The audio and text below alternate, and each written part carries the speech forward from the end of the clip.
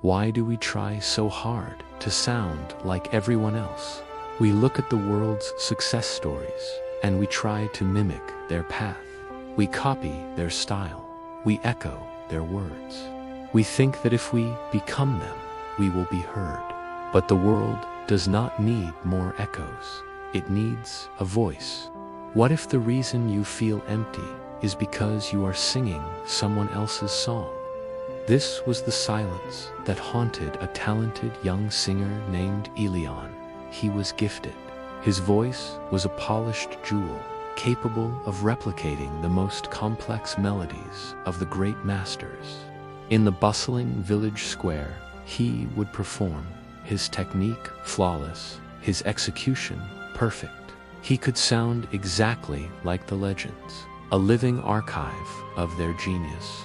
The crowds would watch. They would tap their feet and clap politely when he finished, but their eyes were distant, bored. As soon as the final note faded, they would turn, their conversations resuming, their purses remaining closed. They heard him, but they did not feel him. Backstage, in the quiet dimness behind the makeshift curtain, the applause was a hollow echo. Elian would sit on an old wooden crate, the lute heavy in his lap. An exhaustion deeper than muscle fatigue settled over him. He felt like a fraud, a beautiful, ornate mirror that reflected the light of others but possessed no light of its own. He had the notes, the pitch, the rhythm. He had everything but a soul in his music. The hollowness he felt wasn't in his instrument. It was inside his own chest. This growing emptiness became unbearable. He knew he couldn't play another note this way. He couldn't stand another moment of polite, empty applause. Driven by a quiet desperation, Elian left the village behind. He had heard whispers, fragments of stories about a legendary luthier who lived deep in the woods at the edge of the valley. Master Silas. They said his instruments didn't just play music, they sang with the voice of the wood they were made from. Elian thought. Perhaps that was the answer.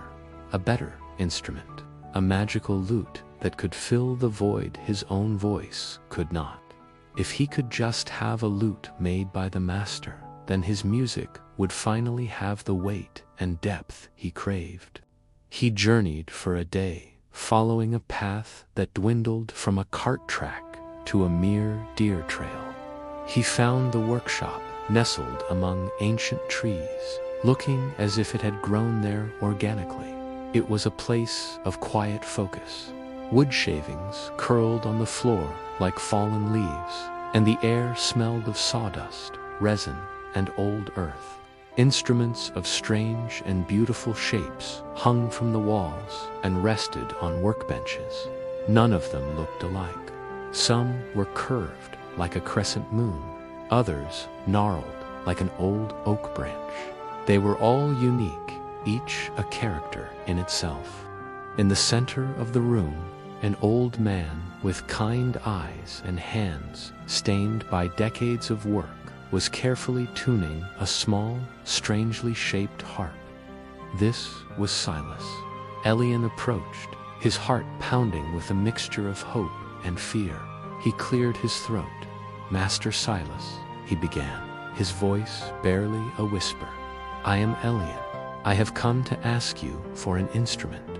Silas looked up, his gaze gentle but piercing, as if he could see the silence haunting the young man. "An instrument? What kind of instrument do you seek?" Elian took a deep breath, the words he had rehearsed tumbling out. "I want you to build me a lute, one that sounds exactly like the one played by the great bard Lyra. Her sound is loved by everyone. If I have her sound, the people will love me. They will finally hear me." Silas set the small harp down. He did not smile, nor did he frown. He simply shook his head, a slow, deliberate motion. He walked over to a stack of raw timber leaning against the wall. He pulled out a rough, unfinished piece of wood. It was beautiful in its own way, with a complex grain, a dark knot near its center, and a subtle, uneven texture. He held it out for Elian to see. "This wood," Silas said, his voice as resonant as an old cello. "It has a story. It has a specific grain, a specific density. It carries the memory of the wind and the sun it grew in. This knot here is not a flaw. It is a part of its strength. If I were to try and force this piece of wood to curve exactly like Lyra's lute, to deny its own nature, it would not sing, it would snap." He placed the wood back and walked to the workshop's large, open window, gesturing for Elian to join him. The sounds of the forest filled the room. Birds trilled complex melodies from the high branches. A nearby river rushed over stones with a deep, constant hum. The wind whispered through the leaves, a soft, percussive sigh. "Listen," Silas urged. The forest was alive with music. The thrush does not try to roar like the river. The owl does not attempt to chirp like the cricket. The wolf does not sing the song of the wind. Each one sings its own note in its own way. If they all tried to sound the same, the forest would lose its melody. It would descend into a meaningless noise. It is their difference that creates the harmony. Silas turned his gaze from the forest and looked directly at Elian. His eyes held a profound, unwavering compassion. "You are trying to be an echo, Elian, and an echo always fades. It is a ghost of a sound, never the source. Only a true voice remains. A true voice resonates forever, because it comes from a place of truth. You have spent your life asking the wrong question. You keep asking, what do they want to hear? You must stop. You must start asking a much more difficult, much more important question. What was I born to say?" The words landed not in Elian's ears, but in his soul. It was like a bolt of lightning, quiet and internal. His gaze fell upon the rough piece of wood Silas had shown him, the grain, the knot, the imperfections. For the first time, he understood. He looked down at his own hands, then touched his own chest. His whole life, he had been trying to sand away his own grain. The cracks in his voice he tried so hard to hide. The quiet sorrows and unexpressed joys of his own life. The unique history that was his and his alone. He thought they were flaws, things to be polished away in pursuit of a borrowed perfection. He realized now they were not flaws at all.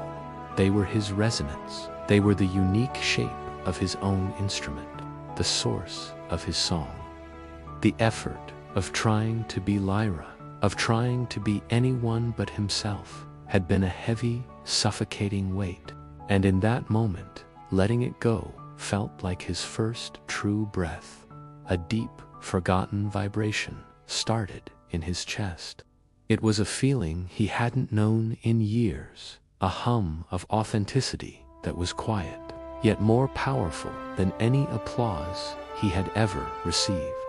He was not a mirror, he was the wood. Weeks later, Elian returned to the village square. There was no new, magical lute in his hands.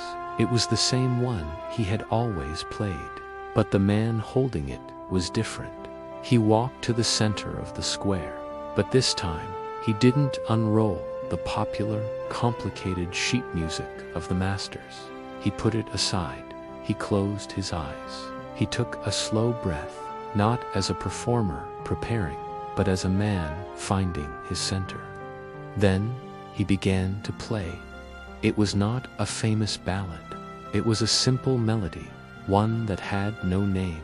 It was raw and achingly honest. It held a touch of melancholy from his years of emptiness, but also a thread of soaring hope from his newfound freedom. His voice joined the lute, not perfectly polished, but perfectly real. It cracked on a high note, filled with an emotion he no longer tried to hide. A woman carrying a basket of bread stopped. A blacksmith, his face smudged with soot, paused on his way to the forge. Children ceased their game of chase. One by one, the busy, distracted people of the village turned. They didn't just hear the music, they felt it. It was the sound of a human heart speaking its truth. When the final note faded into the evening air, there was a moment of profound silence. It wasn't the silence of boredom, it was the silence of awe. Then the applause began. It wasn't polite, it was a flood of emotion. People were weeping without knowing why. They were cheering for something they recognized in themselves.